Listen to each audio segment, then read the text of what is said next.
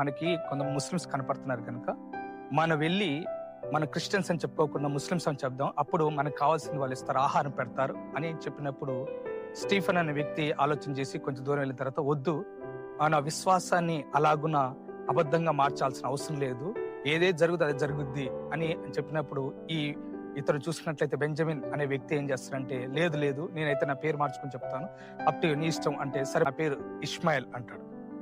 ఇస్మాయిల్ అని వాళ్ళ భాషలో వాళ్ళు ఏమంటారు కాన్వర్జేషన్ లో సలాం అలైకుం అని ఆ పదాన్ని ఉపయోగించినప్పుడు ఓకే అతను అంగీకరిస్తాడు అనమాట. Very good. నెక్స్ట్ మీ పేరు ఏంటంటే అయ్యా నా పేరు స్టీఫెన్, మీరు భోజనం పెట్టినా పెట్టకపోయినా నా పేరు స్టీఫెన్, నేను దేవుని అంగీకరించి క్రీస్తున్న రక్షకుడిగా అంగీకరించాను, నేను చర్చికి వెళ్ళిన వ్యక్తిని అంటున్నప్పుడు సో సరే వెంటనే అక్కడ ఉన్న వ్యక్తి ఏమంటాడంటే ఇస్మాయిల్ బాయ్ ఇతనికి మనం భోజనం పెడదాం అంటాడు.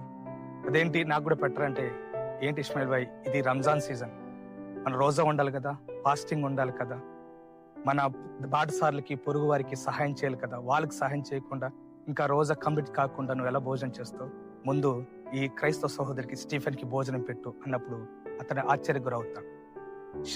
అంటే అతని ముఖం తెల్లబోతుంది అనమాట. యాక్షన్ ఇక్కడ యాక్షన్ ఏంటంటే కన్ఫెషన్, అతడు క్రైస్తవుడని ఒప్పుకోలు చేస్తుంది. దేవుని స్తోత్రం కలుగును గాక, దేవుని నామానికి మహిమ కలుగును గాక. ఒకటి మన లేడీ క్రికెటర్ మనం చూసిన జెమిమా రోడ్రిగ్స్ తను ఏ రీతిగా this credit goes to lord Jesus Christ అని తను ఒప్పుకోలు చేసిన విధానం మనం చూస్తున్నాం. అదే రీతిగా ఇంకో యంగ్స్టర్ సంచిన తర్వాత అతను మోకరించి ఆకాశం వైపు చేతులు ఎత్తి మరి ప్రభు అయిన యేసుక్రీస్తు వారిని ఘనపరిచినట్లు తన ఫెయిత్ ని కన్ఫెస్ చేసినట్లు కూడా మనం చూస్తున్నాం. కాబట్టి మనము విశ్వాసముతో క్రియలను చేద్దాం.